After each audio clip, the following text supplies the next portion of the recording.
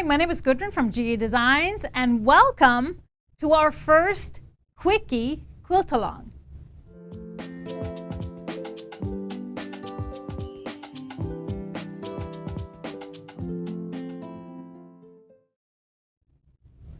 Now you might be wondering, what is a Quickie Quilt Along? Well, I kind of came up with that name because what we're going to be working on for this first one and possibly future Quickie Quilt Alongs is a really fast and easy quilt, kind of perfect to do in one session. And this time around, we're going to be working on the Koby quilt. This one is made with either half-yard cuts or fat quarters. You can use either one. And I have made 2 already, 3 in the making, much more planned because this is such a fast and easy and fun quilt to make. Now I have one behind me and then another one here on the side if you want a little inspiration. But if you want to participate, whether it is now or later, make sure you go to gequiltdesigns.com and purchase the Koby pattern. It is a PDF pattern, and you will get all of the pattern pieces or instructions to print out. But what you will also receive when you purchase the pattern is a video for all of your cutting instructions. So what we are hoping for right now, those of you that have been planning to participate in this Quickie Quilt Along, is that you have all your fabrics cut and you are just rearing to go. Those sewing machines are oiled up, thread is there, bobbins are wound, new needle, all that, and we are ready to just start moving. And I think without further ado, let's get going. We are going to be starting with our block A, which is made from our wider strips that you cut from either your fat quarters or your half yards. So you would either have half width fabrics or full width fabrics. Now before we start sewing anything, if you are making the crib size or the full queen size, you would have had an odd number of strips.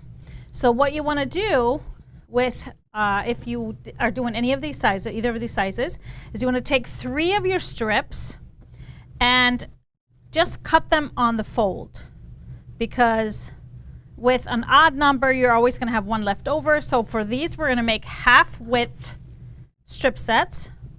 Now if you are using fat quarters, you don't have to worry about it. So we're going to just take these and I have the folds all lined up. I'm going to grab my ruler and make sure that I have this straight and just cut those folds off. This is only for those 2 sizes where you will have a number of strips that is an odd number. So from here we're going to be making strip sets. Now normally you'll just make them full width from your fabric, so you want to just take 2 fabrics that will look good together. Let's see. I'm going to do, based on your colors, you can just mix things up. This is a full-on scrappy fun project, so you don't have to really plan things out. So you want to make strip sets by sewing 2 fabrics together. And simple enough, lay them right sides together, and then you want to just sew one side. And in this case, we are actually not going to press until after we subcut these. And the reason for that is you can get a lot more variety once you start putting your blocks together. So you want to just sew your strip sets. Now there's going to be different number of strip sets that you need based on the size of quilt that you are making. So you want to just take all of your 6-inch strips and make strip sets. Now your half width strips that you cut apart, you will just take those and kind of mix them up and make strip sets from those, so that you will have 3 half width strip sets if you're making the crib size or the lap or the full queen. And then the rest of your strip sets will be full width. Now I want to give you little tips if you are using the Lollies fabric. which is 4 prints in 1 strip. So for this one, if you're using this fabric, you will see that there's the intersections where the prints changed into a different print.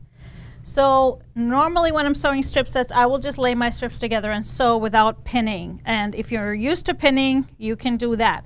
But if you're working with this fabric, you really want to pin these intersections together. So what I'm looking at is where one fabric starts and the next one fabric ends and the next one starts. So we want to match up those intersections. So I have this fabric here. I want to sew this one to here. And so I'm just going to pop a pin right here on the intersection. And then I'm going to do that also on the other 2 sides so that I have as close as possible. These will be kind of matching up. It doesn't have to be full on perfect, accurate, or anything like that, because we do cut these apart and then there is a seam allowance involved. So you do have quite a bit of wiggle room, but this will just make it easier so things don't start sliding. So once you have them pinned, you will sew them together. And you can kind of test also which fabrics are next to each other. So you might want to turn the strips depending on what you want to pair together in this way. So you can plan that out. So again, you sew all of your 6-inch wide strips together. And then I wanted to mention, if you did have any directional prints and you went ahead and cut 10.5 by 6-inch rectangles from your directional prints, you want to also take those once you have your strip sets done with your full width or half width strips. You want to take those and sew those rectangles together just into those pairs as well. So you will figure all your directional prints and sew them together into pairs like this. But as we move on, so once you have your strip sets sewn, like I said, we're not gonna press yet. So we are gonna subcut these. That's next up. So what you want to do, if you have the lollies, I want to make sure that I see my intersection of fabric here. I'm just gonna add a little mark for you.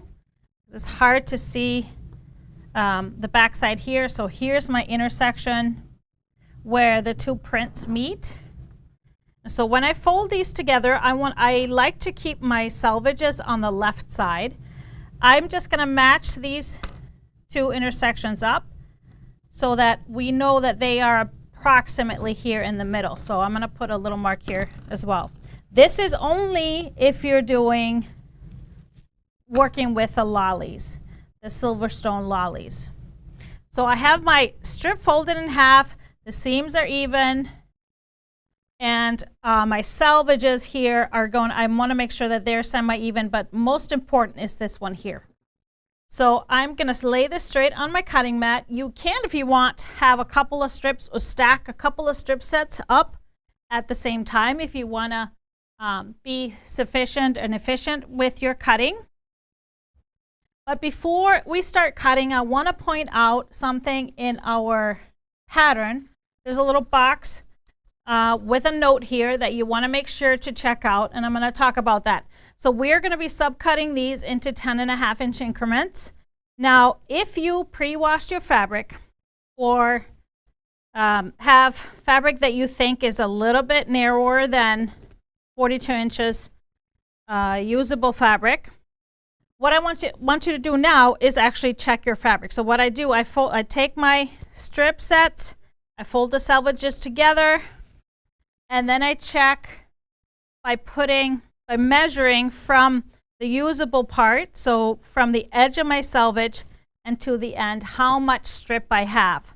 So you want to have at least 21 inches here to continue on with the pattern as is.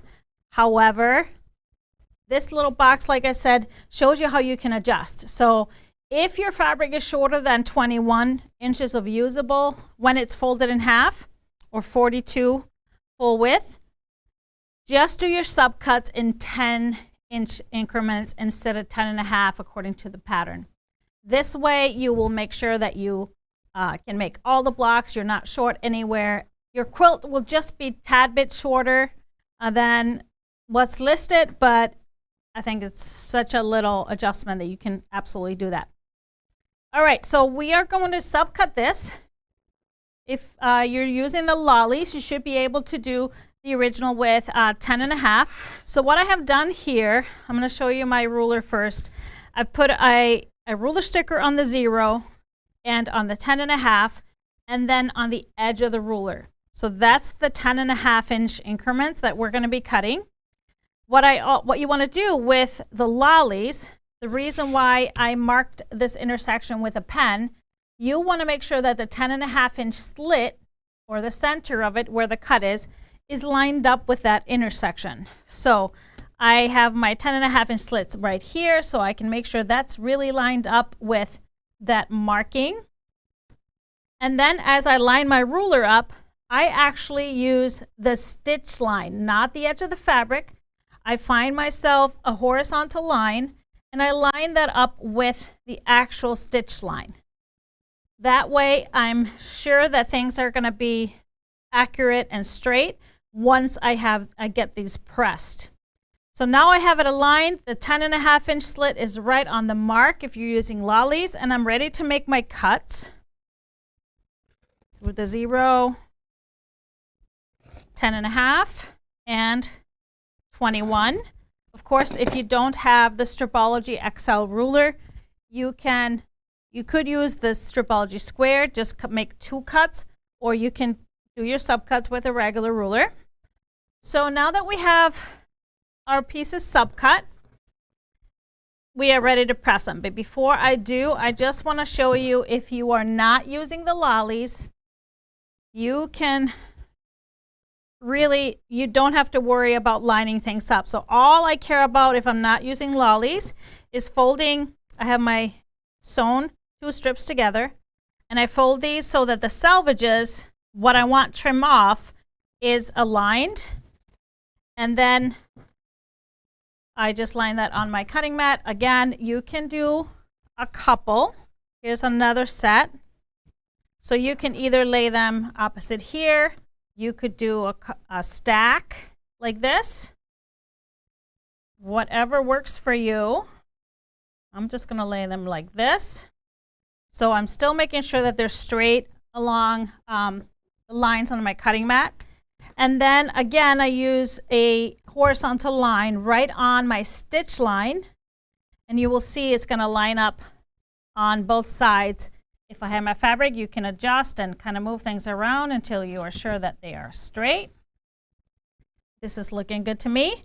So now I'm ready to cut, making sure that the first cut through the 0 trims off all my selvages, and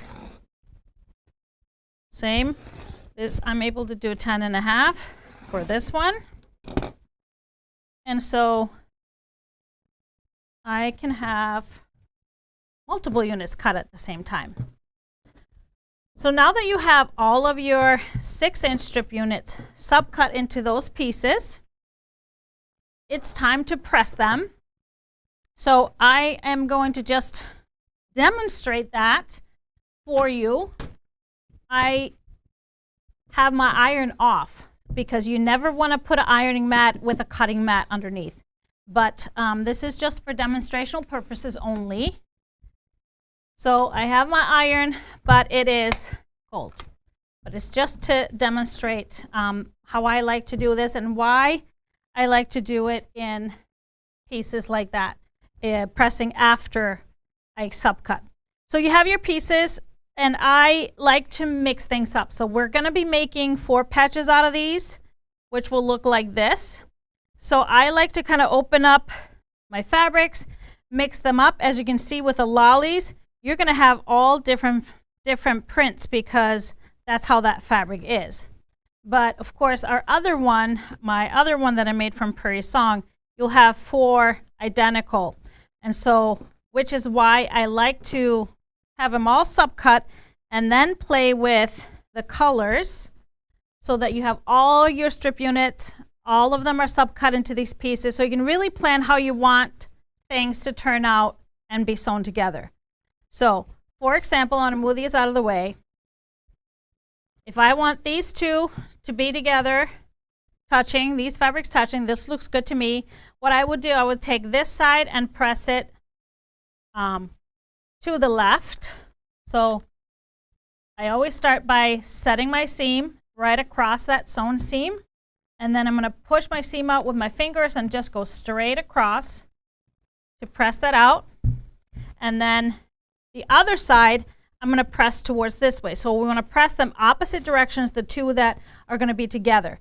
So this one is going to go to the left, and this one is going to go to the right. So I turn this, press, and then push it out and go straight across. So now these two guys are ready to be put together because they're going to get sewn together into a 4-patch. So I will just lay these on top of each other. And here's the important part. We are going to be spinning the seams of this block. So when you sew these together, you want to always make sure they're going to be spinning the same direction. So here,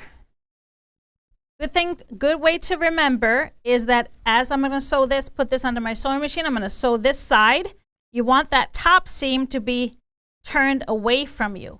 So you can pin these if you want. So you want these two to nest here, put a pin in it, and make sure that that this seam is turned away from me. If it's flipped the other side, all you gotta do is turn it around. So if I were to sew this side, but then I see, oh, it's flipped this way. So what I want to do, I want to sew this side where the seam is facing this way. Okay?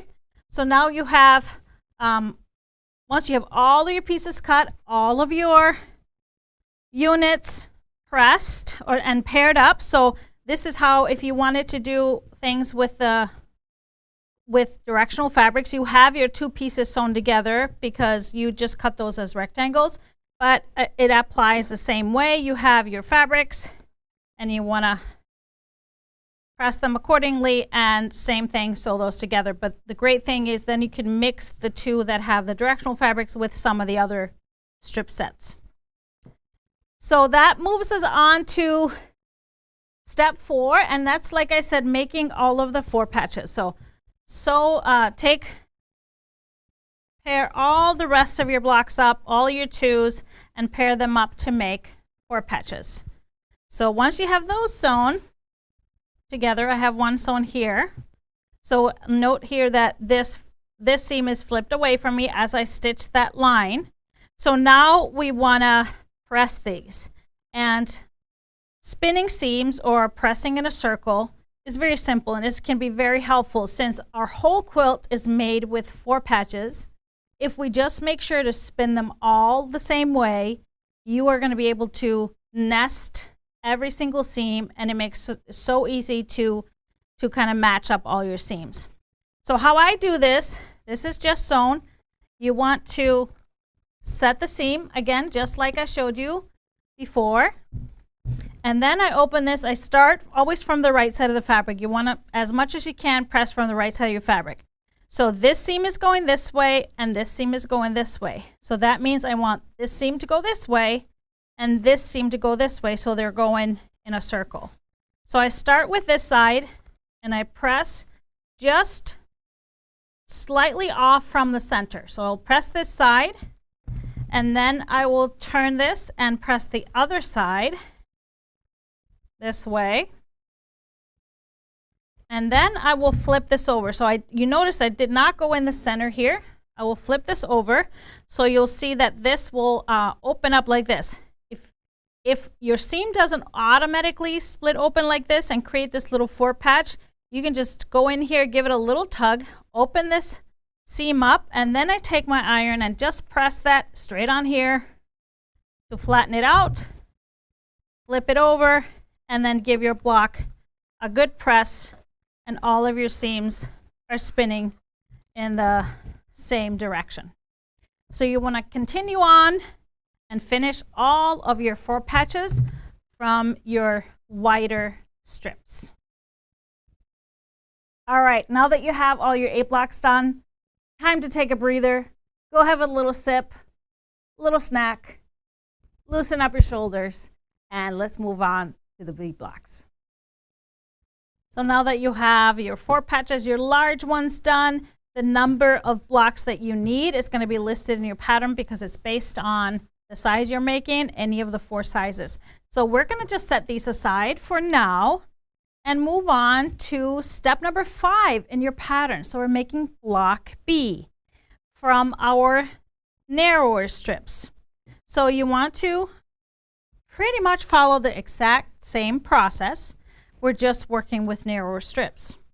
So if you're working with the lollies, again, I would match up the patterns just like we did before. You don't have to worry about using the same 2 fabrics. That really doesn't matter. We just want to match these up and pin them. And if you are not using lollies, then you can just lay those strips together and then sew with your best scant 1/4 inch seam allowance. And you're going to make all of your strip sets from your narrower strips, from your 3-inch strips. So once you have those done and sewn, again, I don't press until after I subcut. Again, that's for very specific reasons, so I can mix up my fabrics and have more variety of fabrics. Because if I press the whole strip, I have 4 units that are all pressed the same, so then they're going to have to be positioned a certain way in the quilt. It's kind of nice that I can pair things up and plan which way I press kind of after the fact. So here we're going to do the same thing. If you're working with a lollies, you want to match the 2 intersections of the prints, and then before you do your subcuts. And you can, of course, with the narrower strips, you can work a few strip sets at a time to do your strip set subcuts. So same subcuts here. If you have plenty of fabric, you can do your 10.5. If you have the narrower fabric, do the 10-inch, just like the wider ones. So again, I use a horizontal line on my seam. If I'm working with the lollies, I make sure that my 10.5-inch slit is lined up with the 10.5-inch slit with the intersection of the prints, and I make my subcuts. And on the edge, there we go. So you're not going to need as many blocks for that block B. So again, it's listed how many you need. So we're going to have units that look like this. And know what's fun with the lollies that I'm going to get all these different combinations. But that way you can kind of pair them up and then press. So same exact process. We want to press. We want to decide which ones are going to be together. And this way you can kind of turn them around until you're happy with how they would look. And so again, you would press the top one to the left, the bottom one to the right, so that we can lay those 2 together to be sewn together. And same rule here, you want that seam to be facing away from you, folded away from you as you stitch that seam for the 4 patches. And we're going to do the exact same process with the 4 patches here as we did with the larger ones. That is spinning the seams. So just like we did on, where's my spun seam? So we press in a circle, open up the back so to open up the seam, and then press it flat so all of our blocks will be spinning the same direction. All right, I think it's time for a little break. All your blocks should be well kind of on their way of being done. I'm going to get more done before that, though. I think it's time for a little break. What do you think, Koby? Come here. Come here. I think he needs a little run outside. So we're going to go run outside, and we'll get right back to finishing everything up.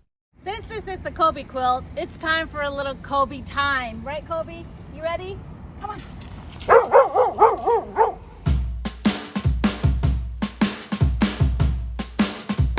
All right, let's get back to it. Now that I have my blocks done, of course, I have them organized by A and B. So we have the 4 patches that are larger and then the skinny ones. Making sure you check that all of your blocks are spinning the same direction, both your A's and B's. If you look at them from the back, they seem like they're spinning, the seams are spinning clockwise, but of course, from the right side, it is counterclockwise. This is going to be a major helper when we start laying the blocks out, and then, of course, when we sew them together. So I'm going to take this over to my design wall, lay them all out, play with them until I'm happy with the layout. But I'm just going to show you up close here before I go over there how things are going to work, because you are going to alternate rows of the large blocks and the A and B.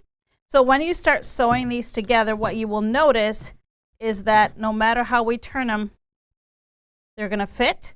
So every single seam is going to nest together, so you're going to be able to pin those and make those fit perfectly. But let's get over to the design wall and see how it all turns out. So now it's time for the final, the most fun step for me is laying out all my blocks to see it all come together. And so this quilt, the Koby quilt, is laid out in vertical rows or columns. And as you can see in the pattern, we have the A blocks in a row, and then we have the B blocks, the skinny blocks, every other row.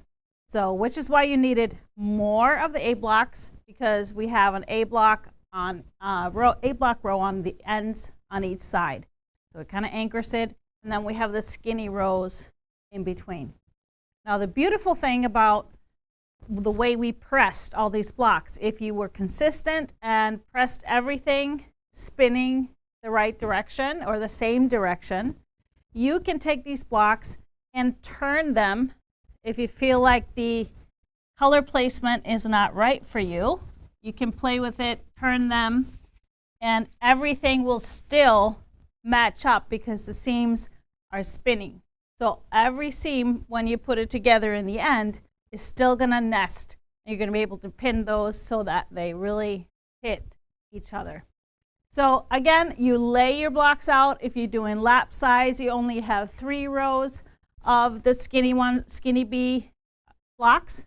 If you have doing a crib size, even less. And so you can't see my whole quilt because I'm making the full queen with this one. Another thing to make note of, I have a few of those directional fabrics, so I kind of started by placing those to make sure that those guys are kind of facing the right way in the quilt, because they are animals, so if they're upside down or, you know, it's gonna be noticeable. But then I placed my other blocks, and then I was able to turn them and move them around without having to think about the directional prints. So once you have all that done, it's time to sew the blocks together. And so I usually, when I'm doing that, I start from the top and pick my blocks up, stack them up in the rows. Make sure I use my beautiful organizing clips to take them over to my sewing machine and start assembling them. So of course, next up, finish all your sewing, sew the rows together, and voila, you're done. But I want to make sure that you know, take your time, have fun with it. This, of course, did not happen in the length that it took to shoot this video. So take your time, do your thing. You know what? This whole video will be in your account right after we go off the air here, so you can go back to it as many times as you want. But I hope you had a good time during this Quickie quilt along, and your Koby quilts are turning out amazing. Make sure you share them with us and join us next time. Thank you all for being here. We'll see you next time.